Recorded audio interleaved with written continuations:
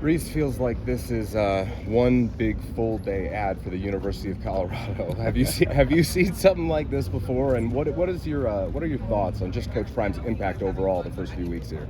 Well, we haven't spoken of Colorado very often on the show since I've been on. I'm in my 9th year now, and really haven't talked about them a lot in my 20 plus years of covering college football at ESPN in the studio. Maybe right around 2000, 2001, they had some good teams. And the fact that they are the number one story of the first 2 weeks of the season speaks for itself. I called a game here probably in 2013 or 14 on a Thursday night, and you could have thrown rocks into the stadium and not hit anybody. And to see it be full as it was last week against Nebraska, I think is great evidence of the impact that Deion and his entire staff have had on this university and this program, and sort of resurrecting a proud tradition here. And they've been sensational. I didn't have any doubt that he would do a great job. What has surprised me is how quickly he has put these guys together. Now there are much larger tests ahead. Obviously, the next 2 weeks they should win Saturday night, and that's a different challenge in and of itself. I think they're the biggest favorite. They're biggest favorite tomorrow night since 2018. So, that's a different challenge, but how quickly they've put it together and built a connection among the players and the fans and staff is really, really impressive. So you knew Deion was going to kind of change the culture coming into Colorado. What was kind of your predictions going into the season for this team? Not what they've done so far. I thought that they would be very fortunate to win more than one game in September. What I said in the preseason is that I thought that they would be a team that would get better and would clip one or two teams closer to the end because of their improvement. The fact that they came out of the gate and got TCU and then just hammered Nebraska was really, really impressive. Maybe those teams aren't great. Doesn't matter. Colorado wasn't great last year either, and I understand new coaches, new players, and all of that, but it takes a little while. And they have accelerated that learning curve beyond what anyone could have imagined, I think. Except maybe them. They believe it. What do you think this is going to do for recruiting, like next year's class? I know we're looking into the crystal ball a little bit, but given all the pub that Deion's getting, what do you think that's going to mean when it comes time to getting kids signed up? You're about my age, I think. I don't know how we are, but no, I'd say 30. Oh, 30. So we're in 30. So when we were very little kids, think back over the course of us growing up. Has there been a more charismatic figure in athletics than Deion Sanders? People loved to watch him. When he was on television, he's engaging. People loved to listen to him. And now that he's a coach, I think players are going to want to play for him. The thing is, the great thing about him, and I have a couple of good friends who are assistant coaches under him, is he's tough, man. He's a hard rear end. I didn't say that the right way for television. You're going to do it his way, and you're going to do it right. And he's not just going to attract good players. He's going to attract good players who want to work hard and want to be taught and want to develop and want to do it his way. And I think that bodes very well for their recruiting classes and for the future and their move to the Big 12. I think, a little bit off topic, but I think they have a great opportunity here, along with Utah, to go into the Big 12 with Texas and Oklahoma leaving. Both of those programs have been terrific programs, but they've never really been the cornerstone programs of their conferences, right? And there's a chance.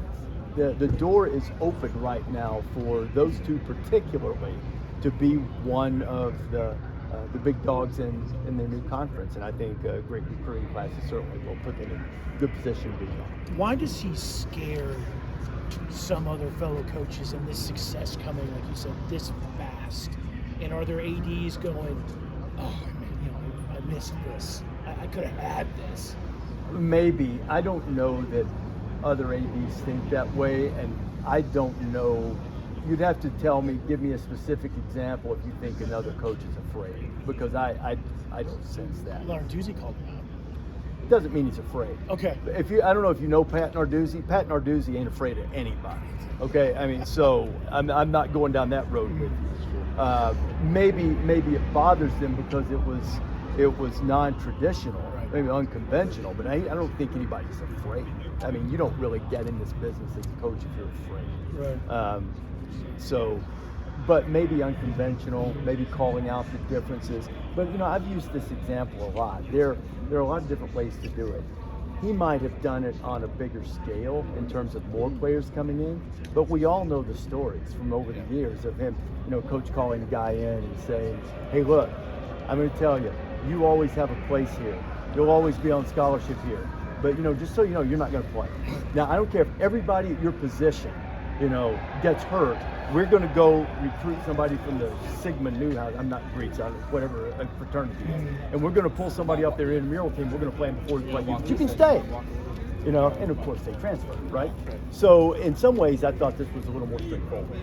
And then he has later said he did it as a challenge because I think someone who has achieved at the level that he has, he wants to be around people who will look him in the eye and say, hey, you know what? You're wrong about me. I'm going to show you I belong here. And, so there's some of both of it. And maybe some coaches had their sensibilities offended by it, but he who is without sin running off a player cast the first stone.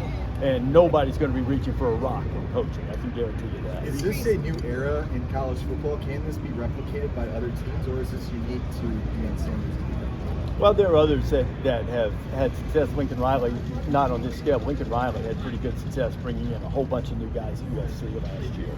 So I think this is going to be more the norm, but you've got to have a really good handle on your program to make it work, because when guys transfer, don't misunderstand what I'm saying. It doesn't mean they're bad people or something, but something has gone awry.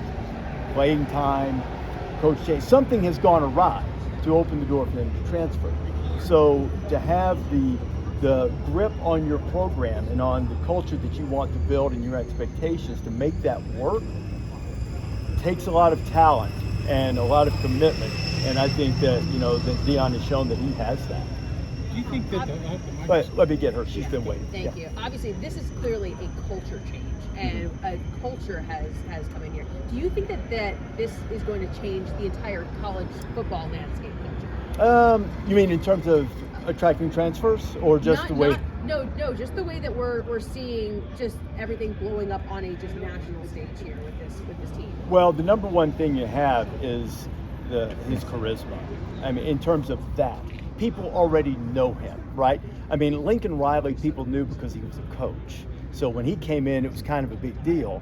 But Deion Sanders, World Series, Super Bowl, Florida State, you name it. I mean, he, for that generation, there were like two guys, Deion, Bo Jackson. Deion Sanders, Bo Jackson is it.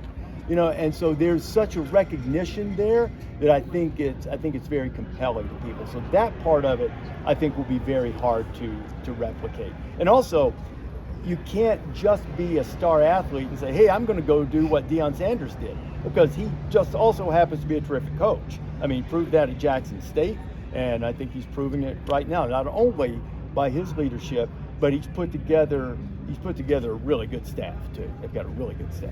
Rece, you've been covering college football on a national scale for a while. How does Shedeur Sanders match up to other quarterbacks you covered, and just the overall talent in this roster? Outside on the edges, they're really, really good. I mean, I still think, in all honesty, I hope I don't get in trouble, because I ate lunch with the defensive line yesterday, and I love those kids.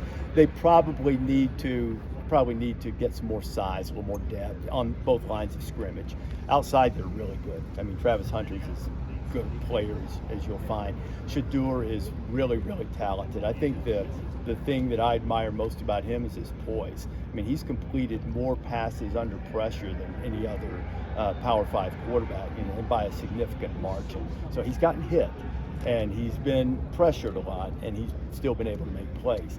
And they have, I saw one coach said, their talent along with his poise, they erase third and long. So maybe they have a hard time sometimes, maybe they throw an incomplete pass, maybe a run gets stuffed, whatever it might be, but they can erase third and long. And that's a gift. And I think certainly he is acquitting himself well, and probably moving up on draft boards whenever that time comes for him. Rece, you guys have your staples that you go to. Obviously, Columbus, Tuscaloosa last week, I know, which means a great deal to you. But when you get to come to a place like this, where the game day hasn't been since 1996, what does that mean for you guys as the cast when you're able to come and see the fans get excited about this being here, which is a rarity here? It's great because I think those are my favorite shows, when we go to a place either that we've never been before or a place where we haven't been in a long time. Especially if they're winning and if there's an excitement surrounding the program as there is here. People, they come out, they make noise, they react. We try to tap into that energy. We try to touch their traditions, and we're certainly going to do that tomorrow. Wait till we see what we've got cooked up tomorrow. But it's a lot of fun. I still say my favorite show that I've done was at Washington State. First time we'd ever been there, that for 15 years had sent that flag to every show. And when we went there, it was sort of cathartic for them. And I don't know, I have the best job in television. There's no better job than hosting college game day in all of television. And I don't know that I'll ever do a show that was more fun than that one. What does it mean to put this game, the Rocky Mountain Showdown, on this kind of scale? I mean, I'm sure Chris has talked about a little bit about the history of growing up watching this game. It really isn't a rivalry that's really talked about nationally, but now it's on this kind of stage. What do you think it can do for the rivalry here? Well, Colorado State needs to hold up its end of the deal, because I would be disingenuous if I said we're here because of the rivalry. We're here because of the story of Colorado. That's something that we always try to do on College Game Day, is wherever the game is, no matter who's broadcasting the game, we go to the best story of the week or of the year. This has been, as I said earlier, the story of the early part of the season. That's why we're here. For the rivalry to get on the stage, Colorado State's going to have to hold up its end of the bargain a little bit. But I don't want to give away too much, but you guys probably know, typically ranked versus unranked in this series historically has favored the unranked. So, that would be quite the shocker, I think. But, for it to get that type of attention, Colorado State's going to have to play well Saturday night. What were your thoughts on Jay Norvell's comments yesterday, somewhat making things a little bit personal, taking shots at Coach Primr? I didn't take it that way. When you're talking to the media in a news conference as a head coach, you're either talking to the media, you're talking to your fans, or you're talking to your players. Jay Norvell, who I know was not talking to anyone at Colorado. I know he said he didn't care if they heard it in Boulder. Who do you think he was talking to?